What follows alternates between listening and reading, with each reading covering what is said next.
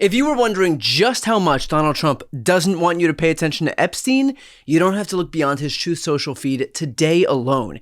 Here are just a few of the posts that put on full display the lengths that Trump is going to go to distract you.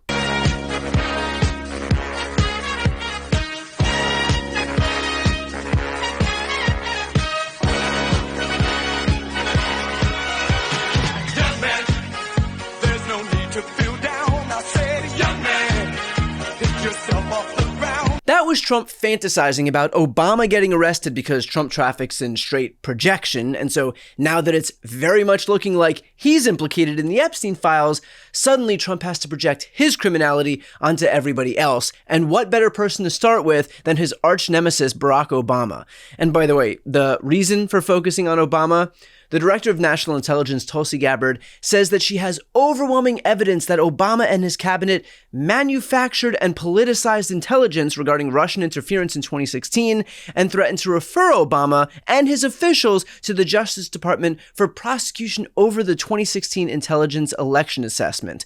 Now, for any Trump supporters out there who are getting excited over this prospect of Obama getting arrested, never gonna happen. Why? Because Donald Trump knows it's bullshit, so he'll say it to distract you because he thinks you're stupid, but there will never be a prosecution because even they, in the White House, in the DOJ, know that it is a complete waste of time. But that doesn't mean that it's not a perfectly valid solution to fool the marks in his base. Again, he's not looking to fool Democrats because the Democrats know that Obama doesn't orchestrate some Russian intelligence scandal. The people he's looking to fool are the people who trust him. It is his own voters. He knows the Democrats won't fall for his lies, but he also knows that his own supporters will.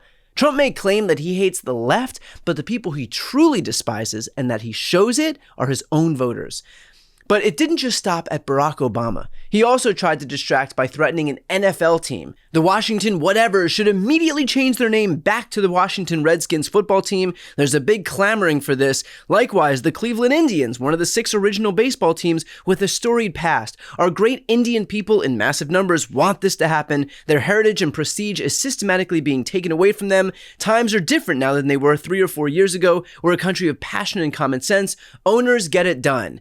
In other words, right back to the usual culture wars that he knows will be effective at distracting everybody else. And he went on, writing, "My statement on the Washington Redskins has totally blown up, but only in a very positive way. I may put restrictions on them that if they don't change the name back to the original Washington Redskins and get rid of that ridiculous moniker, Washington Commanders, I won't make a deal for them to build a stadium in Washington. The team would be much more valuable and the deal would be more exciting for everyone. Cleveland should do the same with the Cleveland Indians. The owner of the Cleveland baseball team, Matt Dolan, who is very political, has lost 3 elections in a row because of that ridiculous name change. What he doesn't understand is that if he changed the name back to the Cleveland Indians, he might actually win an election. Indians are being treated very unfairly. Make Indians great again. MEGA." And of course, the fact that Trump had to publish a second post here was shorthand for, ooh, my distraction worked, so I'm gonna double down.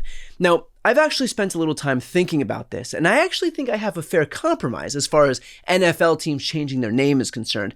Let's bail on Washington Commanders, I'd be fine with that, but the new name could be the Washington Epstein Files. We could even get a new helmet logo. Do you think that name would be acceptable for Donald Trump since he really hates the Washington Commanders? Or do you think that if that was the case, suddenly he would go radio silent on the issue and instead pivot back to trying to, denaturalize Rosie O'Donnell or have Barack Obama arrested? Take all the time you need with that one.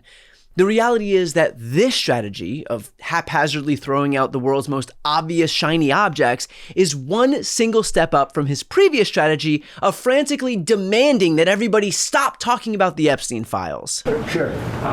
Your memo and release yesterday on Jeffrey Epstein, it left some lingering mysteries.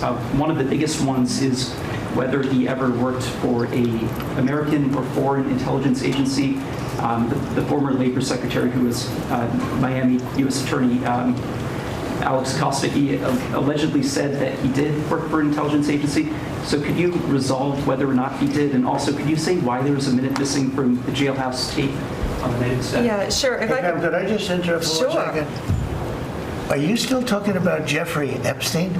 This guy's been talked about for years. You're asking, we have Texas, we have this, we have all of the things. And are people still talking about this guy, this creep?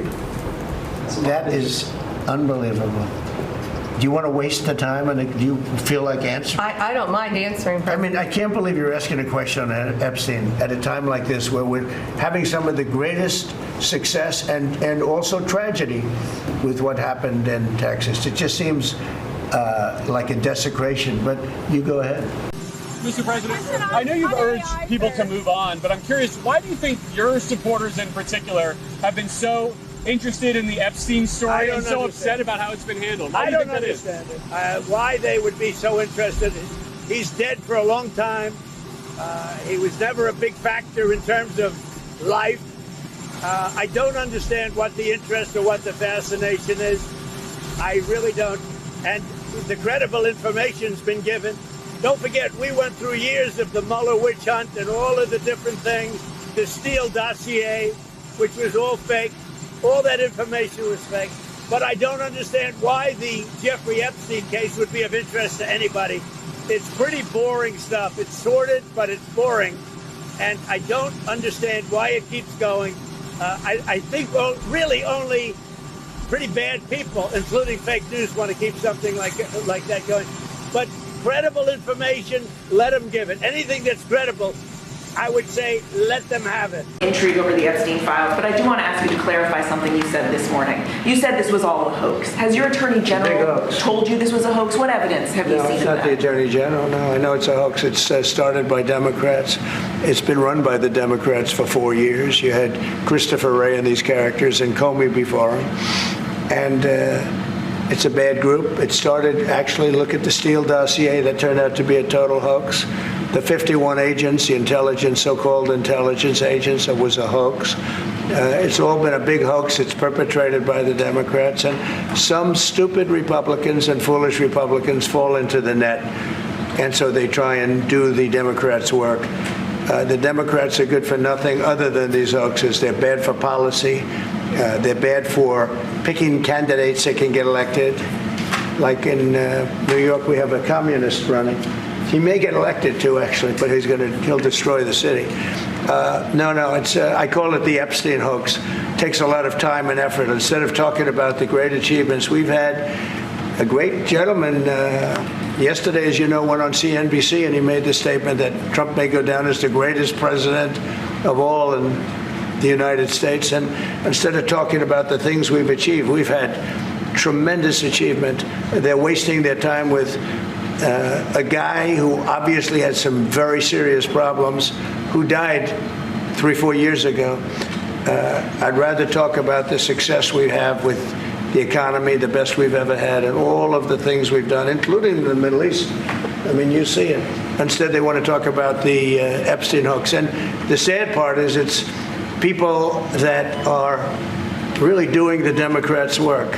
They're stupid people. Or Truth Social posts like this, where he went, "What's going on with my boys and in some cases gals? They're all going after Attorney General Pam Bondi, who is doing a fantastic job. We're on one team, MAGA, and I don't like what's happening. We have a perfect administration, the talk of the world, and selfish people are trying to hurt it all over a guy who never dies, Jeffrey Epstein. For years, it's Epstein over and over again." A little too ham-handed, even for the most ham-handed person on earth. And so now, instead of just demanding that we all immediately cease and desist talking about Epstein, Trump is just reverting to his old strategy of throwing out the most obvious distractions that he can find. He'll threaten football teams and baseball teams and Barack Obama and anybody else he can think of so that he can fool the rubes. Again, I know I mentioned this earlier, but it is worth repeating. The people he's looking to fool here are not the Democrats. The Democrats understand that the guy is very clearly trying to hide something, and where there's smoke, there's fire. It is the Republicans who Trump is targeting here. Those are the people who he believes are dumb enough to fall for this stuff. His own voters. Those are the people who he despises enough to spend all of his time and energy and resources fooling.